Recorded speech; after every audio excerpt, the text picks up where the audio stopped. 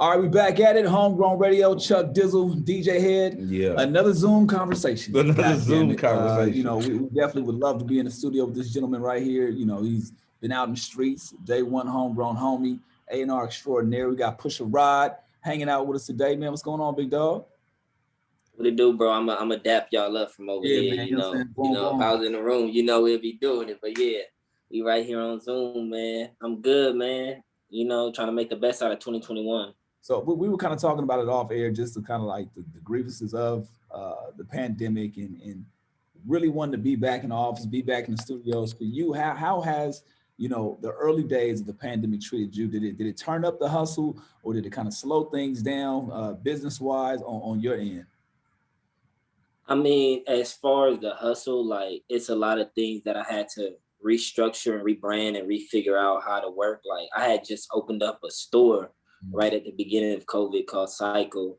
And yeah, it was like I opened in January and COVID hit in March. So you feel me? I fixed the place up for like 5-6 months. It just opened when COVID hit. So that was like a definite stopper. I have a sprinter company where artists usually rent my sprinters to go on tours and stuff like that.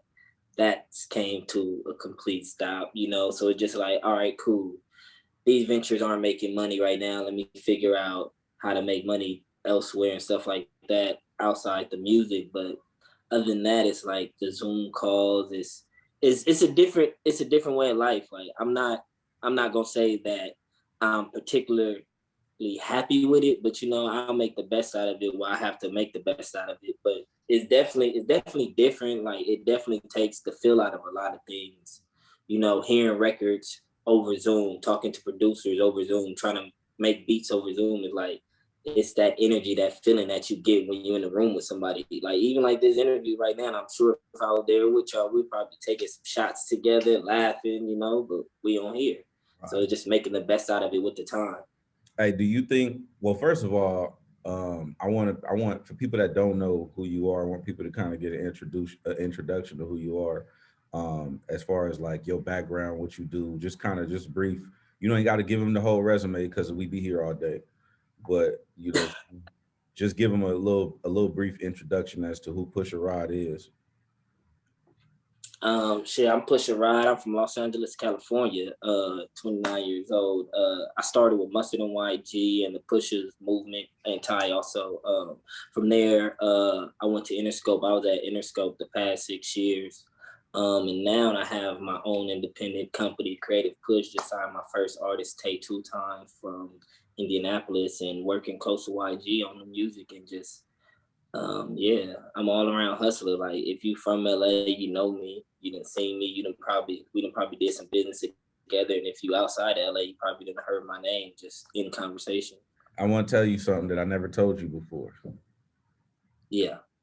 So when I think, I don't remember, what year was that you first started working at Interscope? I want to say that was 2013. About 2013, yeah. So like 2013, it was about 2013. So right around that time when you first started working at Interscope, bro, I was so jealous of you.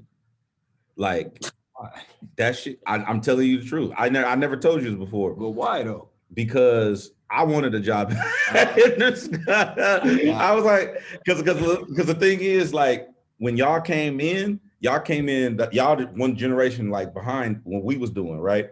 So when y'all came in swinging, making noise, turning up, like y'all was doing, it was just Pusha's Inc. was running everything, right? And then obviously Ty and YG and Mustard all blew up, and y'all became a real player in the music industry. So when you got that job, I'm like, man, I've been working for years trying to get it, and he just came in and got this motherfucking job. I wasn't mad, but I was definitely envious of you when that shit happened. I just wanted to tell you that. I never told you this before, and we talk all the time. Nah, it's all good, bro. You know, it was just, we came in like definitely, like we learned a lot from everything like y'all did before us. Like, and it was just like understand everything and figure out conversations. And one thing I always remembered, like, it's not about what you know, it's who you know. And it's like, just when you meet people, taking the time out to connect with people, because the person who hired me at Interscope, he had just came to Interscope, but Joey IE was at Def Jam prior when YG was working on My Crazy Life. So he kind of saw the ins and outs of me working with YG and how I moved early on before going to Interscope and moving to LA. So him coming here and coming and working at Interscope, you know, just it was who I knew at the time. Like, and I appreciate Joey for giving me that opportunity, you know. Yeah. Like, yeah. When you first got the job at Interscope, was it, I mean, obviously you came in as an A&R, but I mean, people from LA know you was doing whatever, like you just all around hustler, right? So when you came in, did you fully understand what the job entailed and like what the job entailed? No. Okay. I thank Not at you. all. Hey, thank you for being honest. Because a lot of people are like, yeah, it was nothing. Right. Like No, my whole first year, it was like it was a growing experience for me. Like, other than working with YG and Mustard and being YG's tour manager and Mustard day to day, I've never had a real job. I've never been in corporate America. I've never sat in a room with people and had to really break down things and make them understand culture a different way. Like, and at first I used to be mad, like, yo, how could people not understand this or not get this? But then after a while, once you get to know people, like, we're from two totally different backgrounds, two totally different atmospheres, two totally different cultures. And it's like, a lot of times people at the label, they're not trying to really give their opinion on the culture, but they're trying to help you build what you're doing. And a lot of times artists don't really know what they want to do. So then it's people throwing ideas at them. And, you know, like, at the end of the day, they get paid to throw ideas. So they'll throw a million ideas to see which one sticks. But it's like finding the right one that's for this artist. And it's like making people understand, like, why this wouldn't work for this artist just because it worked for the next. Talk about that adjustment, man, going in and obviously building your own buzz and the branding with pushes, and then going to the building at Interscope. You know, like you say, you talk about it's two different worlds. So kind of talk about some incidents that may have happened when you realize, like, oh, they just don't get it. Oh, they don't understand. Like, it's completely different, and navigating them through the conversations of helping them understand the streets and the culture.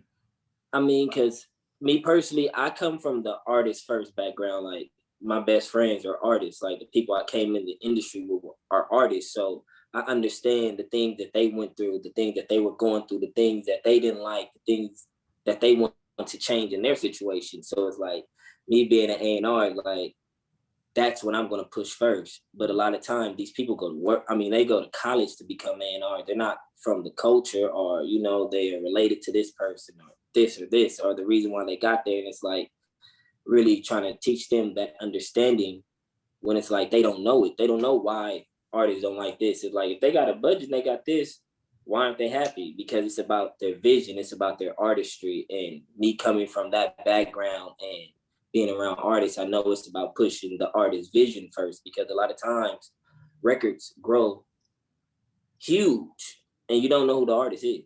True. And then now the artist is paying catch up to their record, when at the same time, it's like, as that artist record grow, that artist should be growing and their identity should be growing. And it's like trying to make people at a label understand that, because all they're thinking about is the consumptions and the record, not so much about the artist brand.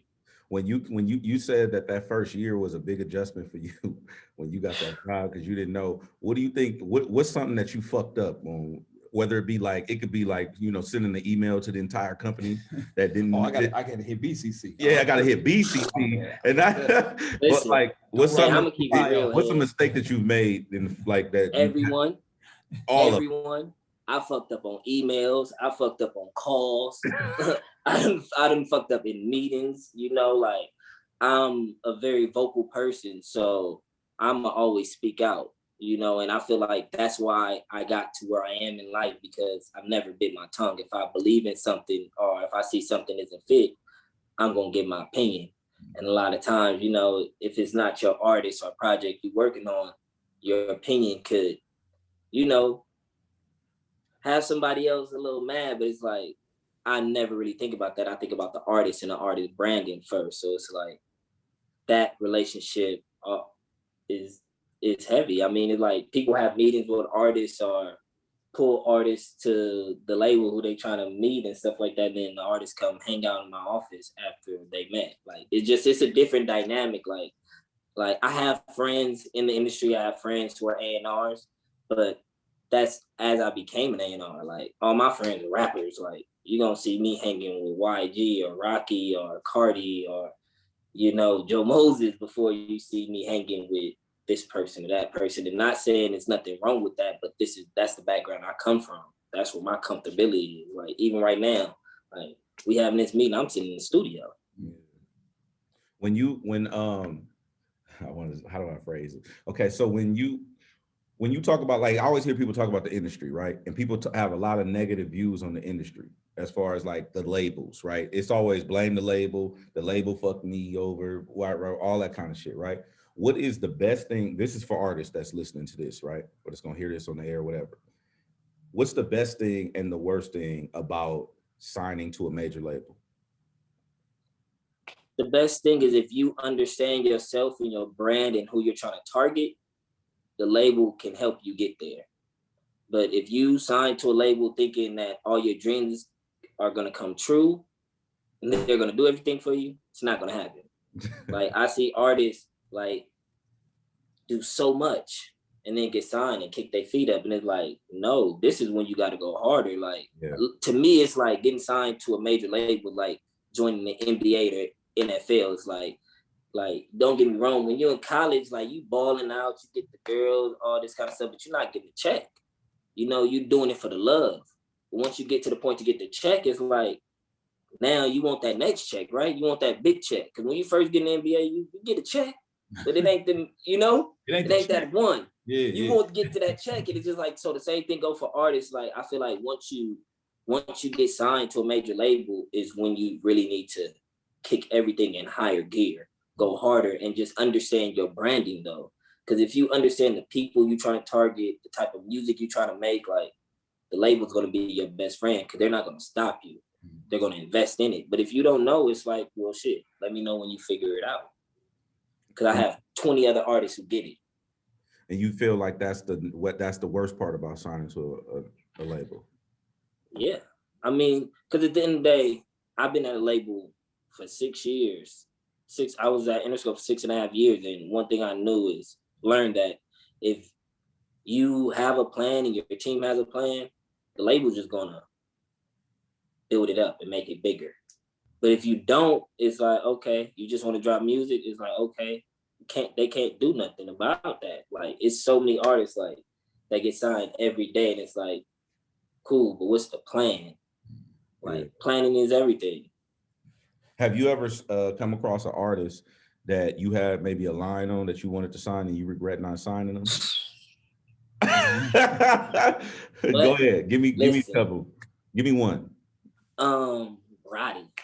That's my dog. Like, you know, me and Roddy, we cool. Me and Bird, we still cool. We talk all the time. I was just with him last week, but yeah, like it just didn't happen. But I'm happy that his situation happened the way it happened. Like, that's the homie. Like, I tell every artist that come through my office, like, if I sign you or don't, like, I didn't call you in here just to treat you like another number. Like, I still want to be cool with you. I'm still going to be your friend. I still want to see you grow and succeed. Like, I don't believe in signing artists just because they got a hit record or they hot right now.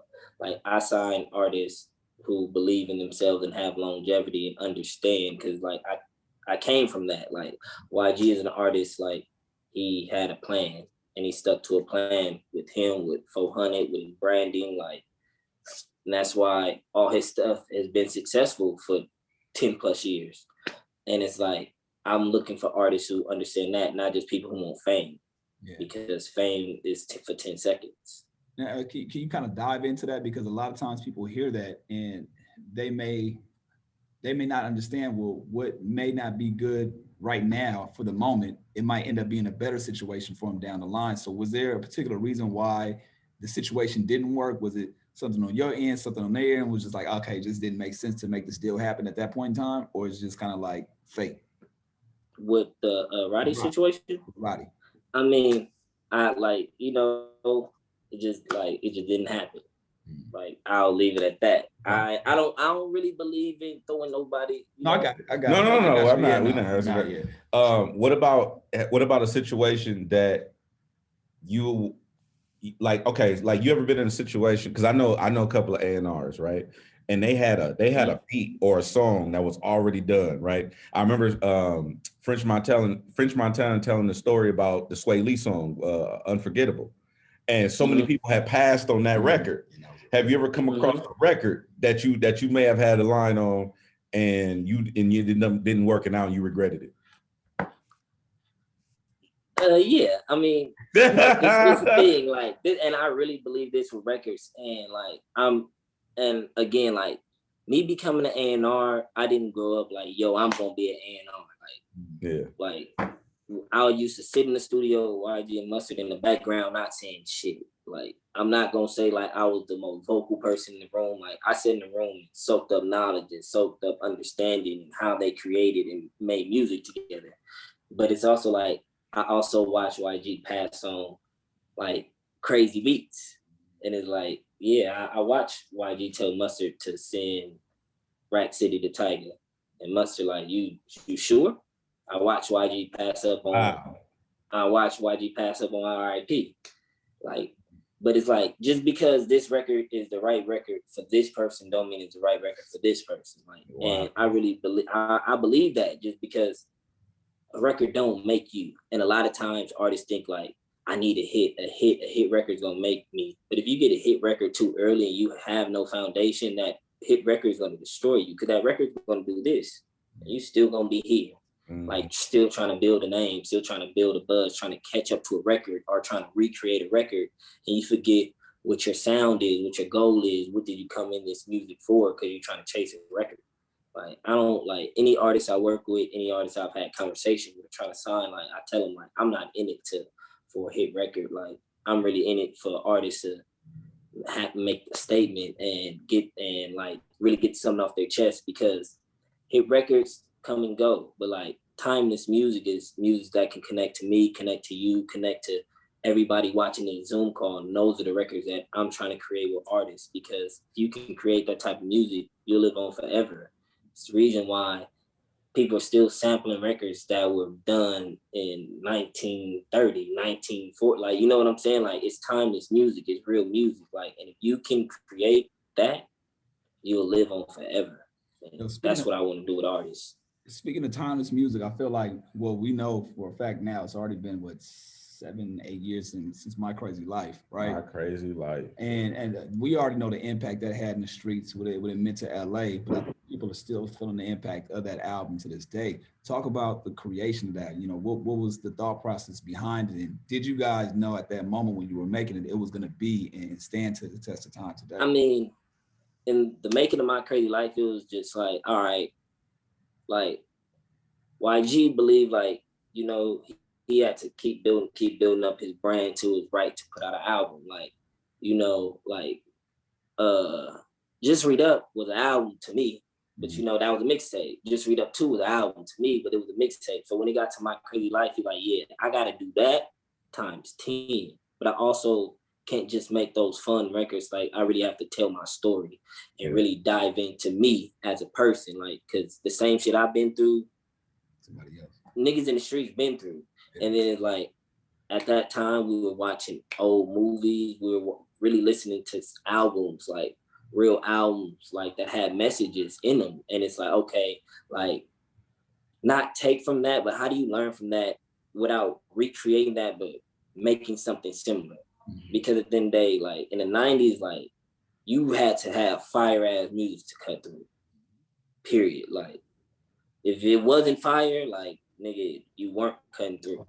Like, and so like, all right, we have to do that. And that was the goal, just trying to make timeless music. Like every record needs like not be like every record needs to slap, everything needs to be hard, but every record needs to tell you about me and understanding me. And that's how we came with how YG came with My Crazy Life, because his life was crazy. And he was talking about everything that he actually been through, not just making records.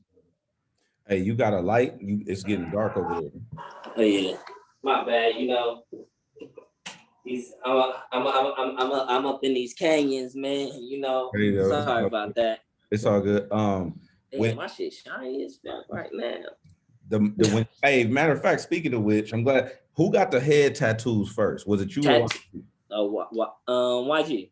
So he got because I remember when YG had a regular haircut, right? And then I think it was Fader. He did the Fader cover or something like that, right?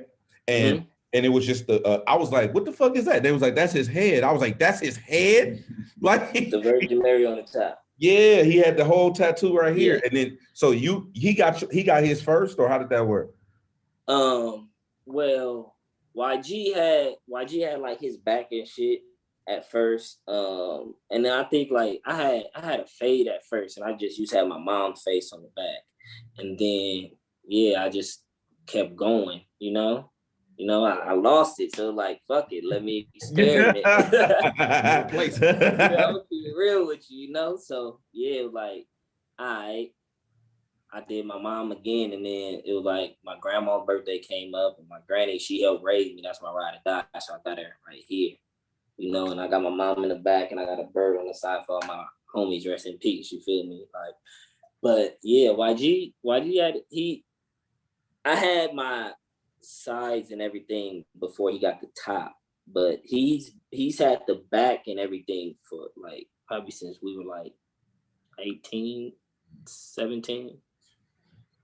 I want to ask you about this though. You talked about being at Interscope for 6 years. When did you know at that was that moment you realized like, okay, I got to switch it up. It's time for me to go in a different direction. What was that moment, and what were the conversations you were having with yourself prior to that transition? I mean, the transition really came along just trying to better myself, like, and trying to be more, because at some point, you know, it's like, if you feel too comfortable in a situation, there is no growth. Like, so it's like, you have to put yourself in uncomfortable situations to grow more.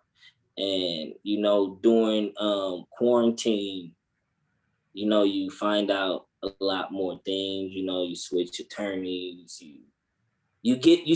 I have more time to soak up more game and have more understanding, and just trying to be a better me and a better A&R and in a better place for artists.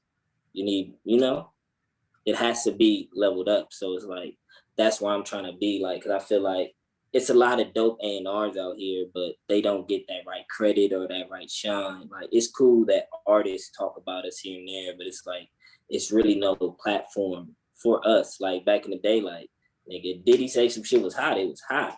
That's it. No questions. Yeah. Like, how do we push that envelope and get back to that forefront? Like, because right now, like, cosign is like, cool, yeah, you be around the right artist, it's a given. But now it's like, cool, like, if you're around the right end, like, because I'm not about to sign nobody, whack, nothing I don't believe in, nothing I don't want to see through. So anything I sign, I'm going to bring around you, I'm going to bring around the next homie, I'm bringing around the next homie, like, and make sure that they can hold their weight. And it's like, being in that position as an A&R and being in that position as a label owner, like, to help push the culture even more and not just sit behind the desk. Do you think that I always hear that the art of being an A&R is lost? Do you ever, is that a thing that you ever feel like, man, these motherfuckers ain't doing it right? Because I know I feel like that in my field.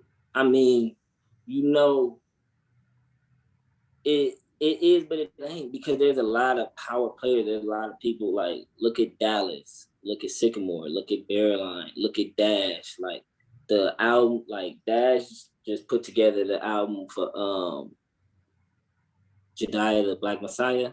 Did I say it right? Judas the Black Messiah. Yeah. And it's like, me and Dash started together at Interscope, you know. He took his chapter to RCA. And it's like, but this album is not just an album, it's a statement piece going along with a movie that's a statement piece. Like, so it's like, yeah, he put that, they put that together. Like, that needs to be, they need to get their roses for that. Yeah. Like, it's not just about the music, it's about the person who behind that put that together, got these artists together. You don't, because people don't realize how many calls we take, how many times you gotta talk to an artist, get them off the cliff, how many times you got to fight with the artists to get this record on the project, because like some of the artists' best records, they always say they hate. Yeah. But who was the person who forced them to put that record that they hate on their album? They always just say, yeah, you know, I hated this record, but you know, I appreciate y'all for loving it. But it's somebody behind, like, nah, bro, you gotta put this. It's the reason why. And it's like, if nobody else ain't gonna step up, I'm gonna step up and be that guy and be the face for the community. Like, we're here, like, and our voices need to be heard. Like, cause at the end of the day, we in the studio every day, every night with all these artists. You know what I always respected about you too? Now that I'm thinking about it, is every time we've ever been in the studio and I'm in there telling somebody that ain't it or whatever my opinion is, like you always just, hey, that's his opinion. Like you got to take that. You got to respect it. Yeah. If you call anybody in the room and you ask them a question, respect whatever answer they give you. And it's not, you know, like, and if they're telling you they don't fuck with something, that's them fucking with you even more, because it's easy to lie. It's easy to be like, ooh, it's the one. Yeah. And get out the room and pick up your phone. Hey, bro, I'm so mad I came to this session. This nigga got some bullshit. Yeah. I'm going to be the homie to tell you, hey, bro, this ain't it. Let's go back to the drawing board. I'm going to help you, though. Yeah. I'm never going to just turn somebody's music down or turn somebody's project down. Like, what's the solution? Like, because with everything, there's a solution. And like, but when you come in the studio, that's how you give it.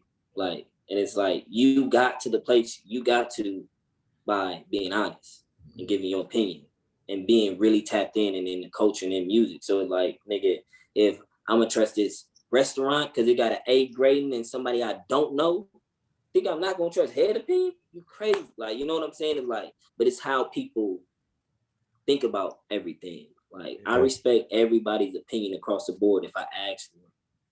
No, I respect that. I want to talk about your business ventures, right? Because you just ran off a couple of things. You said you got a sprinter service. Like I knew about the shop that you was opening.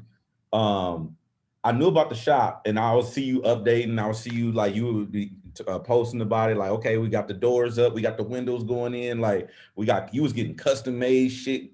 And then, boom. Nah, the shop, it was crazy. Like, and I got a lot of support. And even from like David Sebastian, like, that's my dog. Like, yeah, we just talked to Dave. He's crazy. If people know about his art pieces, like, he charged bread for art. Like, and bro came, like, I got my shop, like, and I called him. I'm like, bro, I got it. Look, bro, I need you, nigga. He just said, all right, just get the paint. Wow. I got some bread for you. He said no. Get the paint.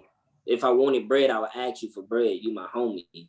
I respect what you're doing, so let me add to it. Solid. And it's like, that's what culture is about. Like that, like that's what you're supposed to do. Like, if I fuck with you and I got something, like, I'm gonna give it to you.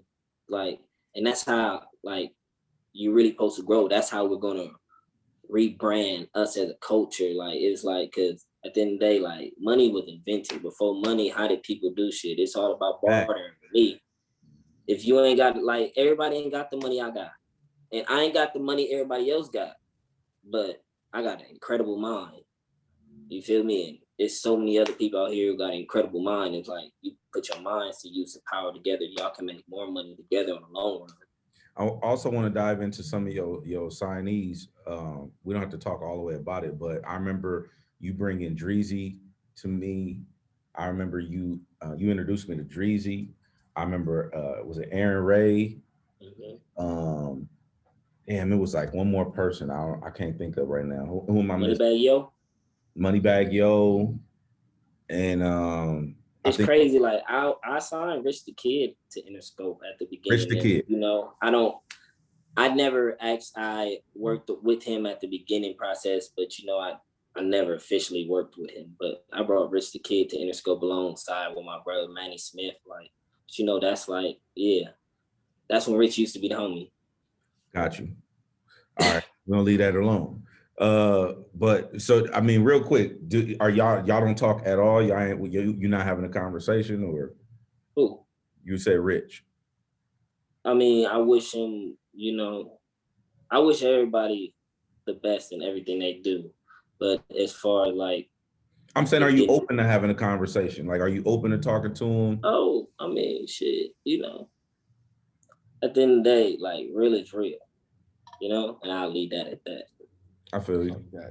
But Grams, he a real nigga. He be rich. That's a real nigga. Get Jay Critch straight. Do you think that like within the confines of the music industry, right? Do you think, because obviously you say you, Mustard, YG, I saw the whole shit. Like we all, like you saw our whole shit, I saw your whole shit, right? So you like, and a lot of people always, well, me and him especially, people like, you know, how do you do business with your friends? Like, how are you able to keep a relationship with your friends? And then obviously what you just talked about with the Rich situation, what do you think is been able to sustain you and YG's relationship, you and Mustard's relationship, you and Ty's relationship, even throughout the arguments, the fights, you know, Oh yeah, I mean, we all have ups and downs. Like everybody go time without talking to people and everything for a while. Like that's part of life. But I mean, I feel like, damn. Re-ask the question. I'm just saying, what do you think is the driving force that keeps the friendship intact while doing business? Because you can get into an argument over records, and it you know I don't think that's brutal honesty. Brutal honesty. Because when you really know, like, people have your best interests, like, cause like, bro, nigga, if I don't have to be involved in a deal, why you just signed a deal for nigga 100,000 to nigga 2 million, nigga, I'm happy. Like I just signed a deal. Right. Mustard signed a new. I'm happy. Like, you know, like you have to be happy for your friends and your peers, like not envious. Like, and it's like if everybody move like that and people know people move like that, like it's 100. Like I don't know. Like I came from the streets. Like I didn't come from picket fence and this and that. So like one thing I learned early was like loyalty and friendship, like, and I value that at the top, like, you know, because things come and go. People come, like, new people come and go. Somebody gonna fuck with you when you hot, and they not gonna answer your phone when you cold. Who the people who answered the phone when you didn't have it? Yeah. Who the people who you had to figure it out together? Because nigga, we had to figure it out together. Like, so like you can't never lose sight of that. And then like shit, we homies, we family, fuck homies. Yeah. No, I appreciate that too. And I also saw when you was on No Jumper and you gave us props, you know, I appreciated that too. Bro, like at the end of the day, like this right here, this our city. Like everybody who did something, who doing something, deserve their flowers. Nobody should go ungifted. Like, and I feel like in the industry, we lose sight of that. Like, we only think about people right when they hot. Like, but you gotta lose sight of that. You gotta fuck with people and fuck with what they did, because like if you didn't do what you did, I probably wouldn't have got to the place I'm at.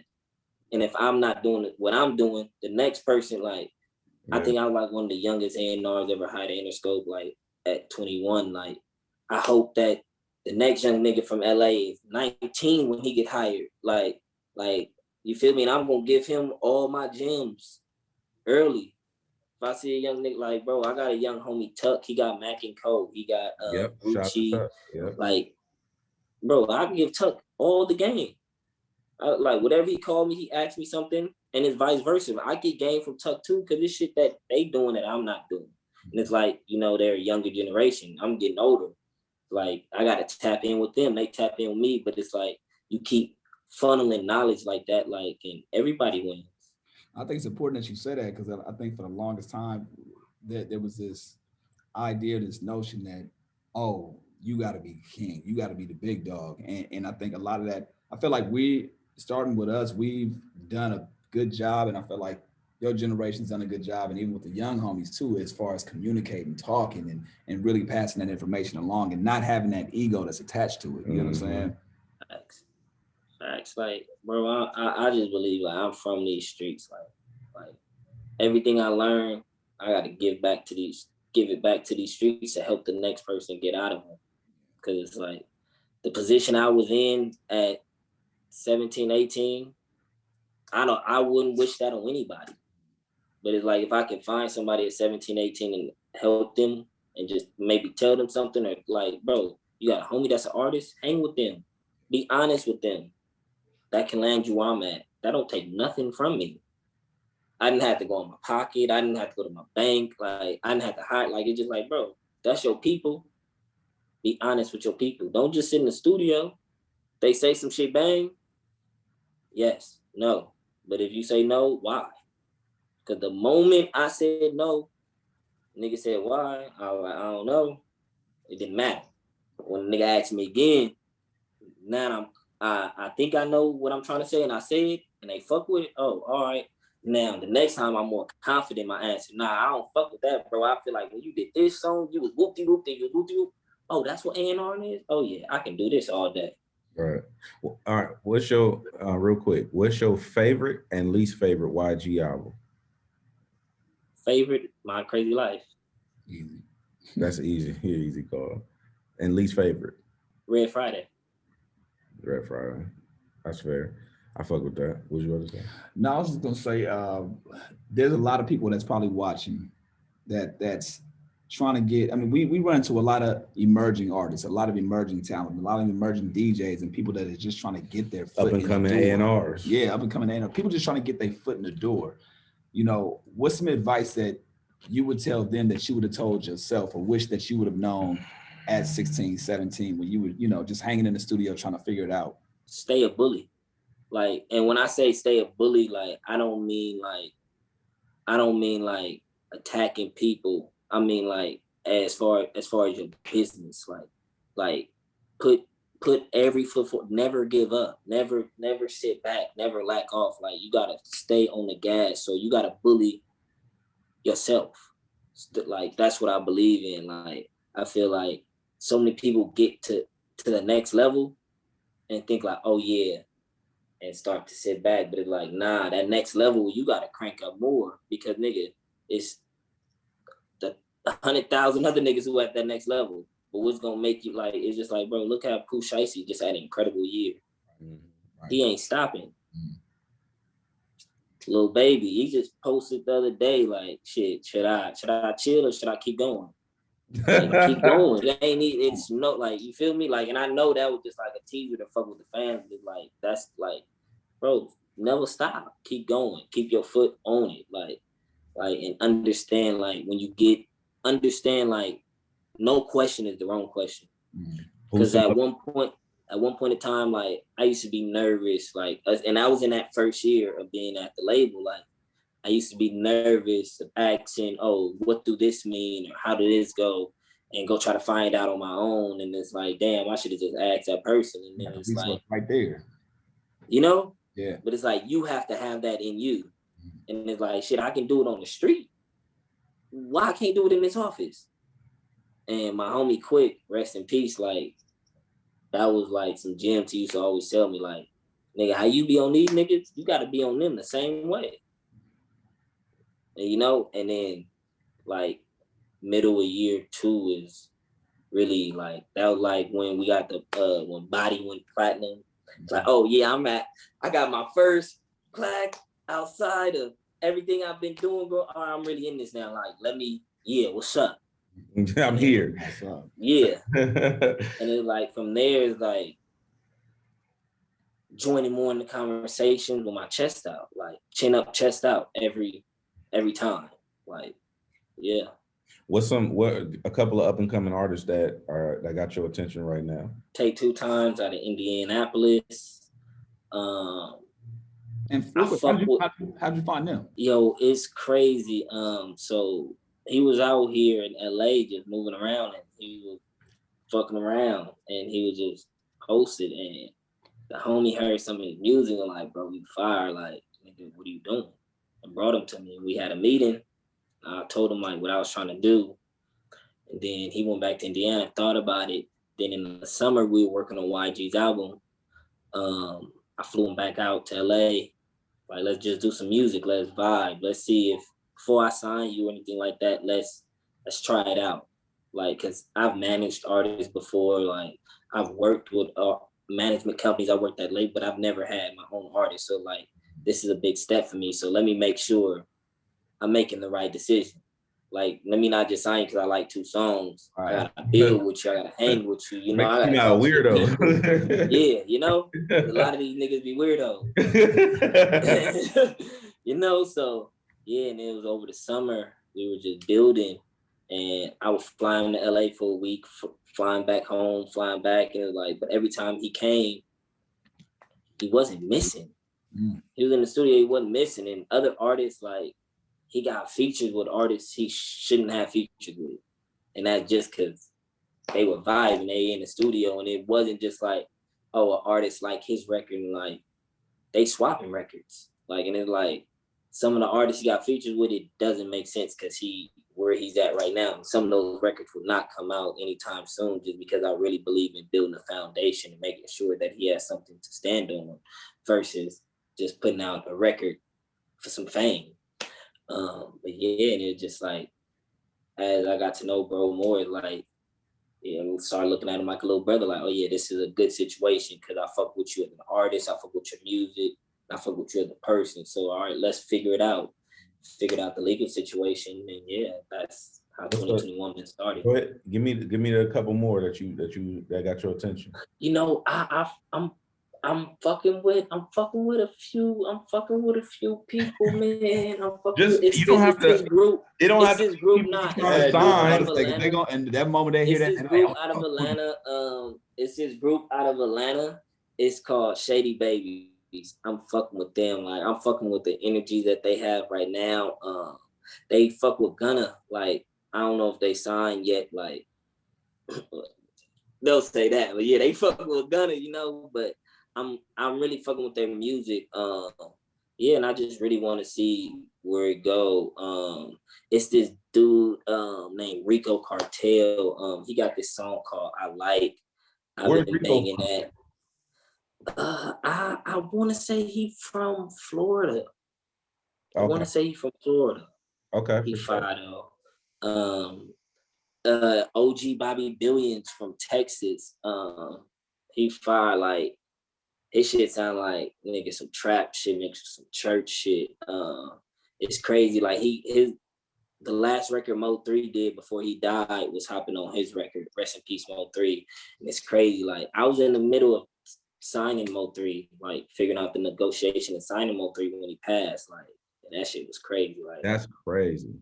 Yeah, like, I fuck with real artists and street artists. Like, that's where I come from. Like, if I don't have nothing to really build off with you, it's like, I don't know. Like, I'm not just gonna sign you. Like I told you, bro, I'm never signing nobody off of a record. I'd rather sign somebody off a reputation first. Is there any rhyme or reason to why? Obviously, you tapping in. You said Atlanta. Is it Indiana? Yeah. Indiana, Texas, Florida. Seems like you tapping into a lot of different cities, which is dope. So it's like, is it strictly off of, is that like a coincidence, or is it like you just go off of like where you feel the energy, or are you purposely going outside of regions versus just in LA?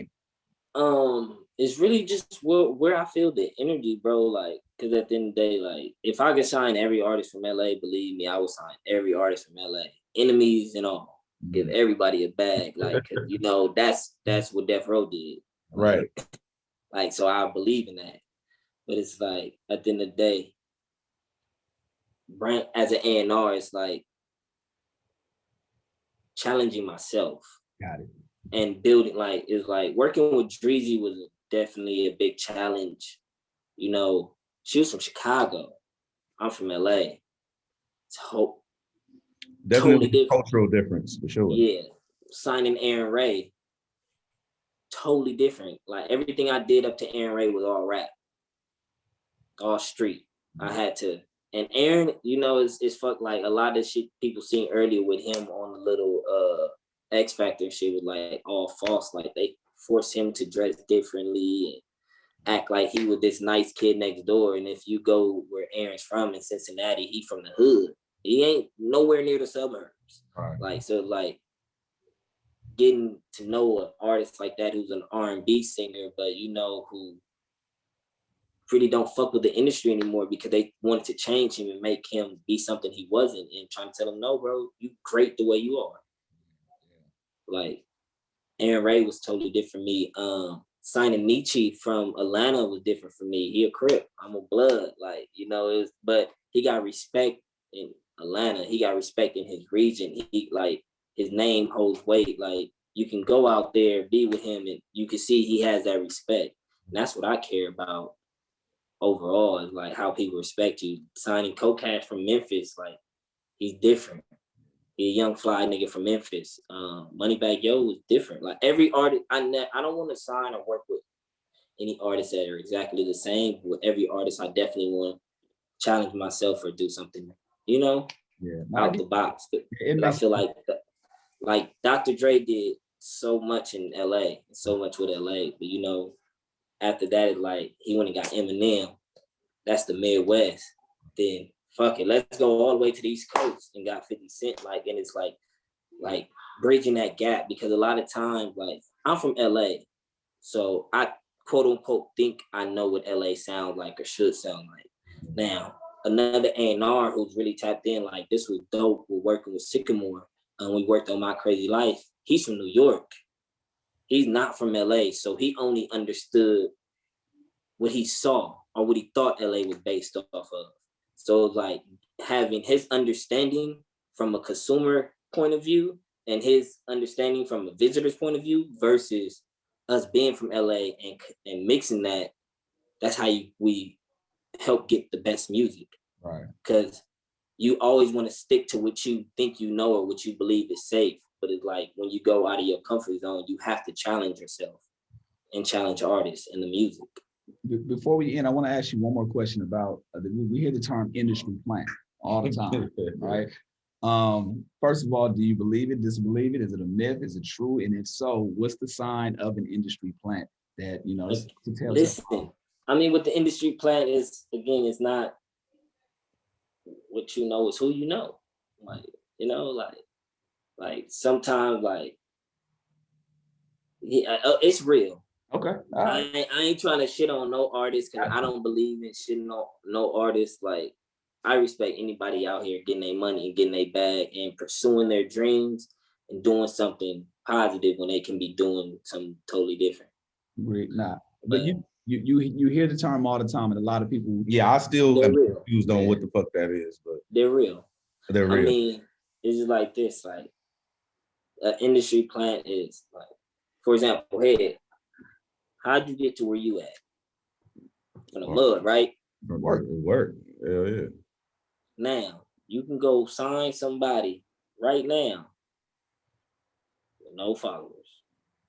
Ain't did nothing. Go create the music, tell them what to talk about, put them in with the producers, give them the features, connect them with your person at Apple, connect them with your person at Instagram, like, and make it look like a something.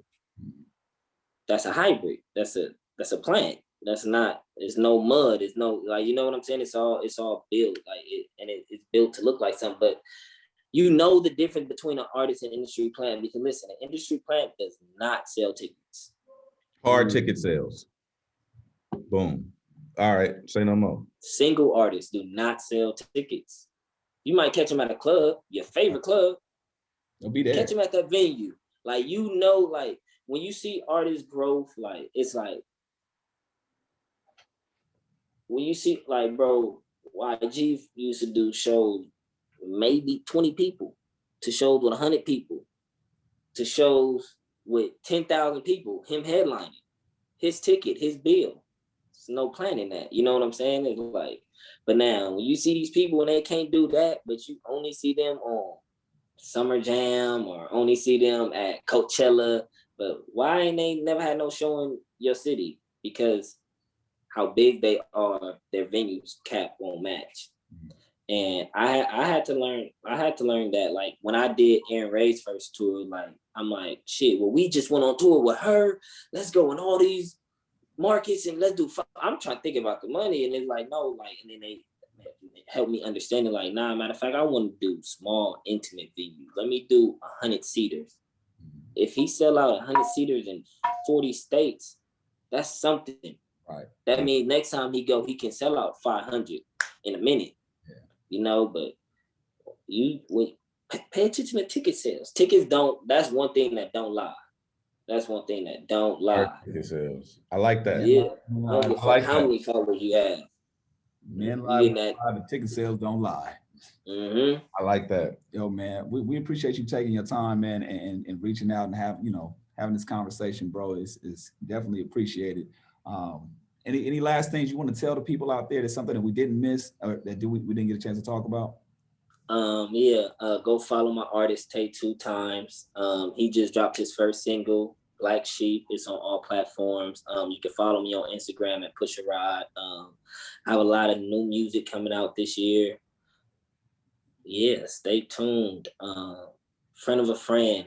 I have this company called Friend of a Friend. Actually, I've been doing like these house parties, these underground parties, but I turned it into a game.